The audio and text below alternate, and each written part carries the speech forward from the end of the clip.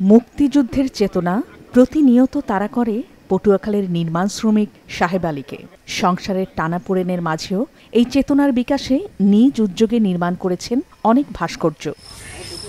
2017 সাল থেকে শুরু করে এ পর্যন্ত 66টি ভাস্কর্য তৈরি করেছেন সাহেব আলী। মহান ভাষা আন্দোলন, 71-এর মুক্তিযুদ্ধ, বাঙালিদের উপর পাকিস্তানি হানাদার বাহিনীর বর্বরতা, এমনকি 75-এর 15ই আগস্ট নির্মম হত্যাযজ্ঞের ইতিহাস নিজস্ব চিন্তা ও মননে ফুটিয়ে তুলেছেন ভাস্কর্যগুলোতে। তবে অর্থের অভাবে তার অনেক কাজই রয়ে গেছে অসম্পূর্ণ। আমি একজন দিনমজুর, আমি মানুষের বাড়ি কাজ করিয়া তিলে তিলে তিলে তিলে তিলে তিলে এই জিনিসটা আমি এই পর্যন্ত করছি।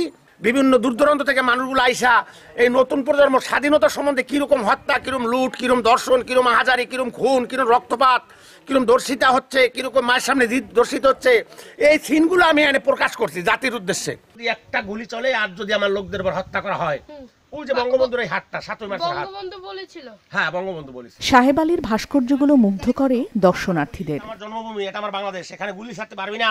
তার ভিতরে কতটুকু দেশপ্রেম জাগ্রত এবং 1971 সালের যুদ্ধটাকে সে কিভাবে তার বুকে ধারণ করে রেখেছে সেটির একটা বাস্তব প্রতিফলন আমরা এখানে দেখতে পাচ্ছি। আমাদের যে সন্তানরা আছে তারা তো আমরাই জানি না, তারা তো কিছুই জানে না, তারা এখানে আসলে অনেক কিছু দেখে শিখতে পারে। আমরা চাই যে এটার প্রতি সরকার একটু সহানুভূতি হোক, সরকার যাতে এটার প্রতি একটু দৃষ্টি দেয়।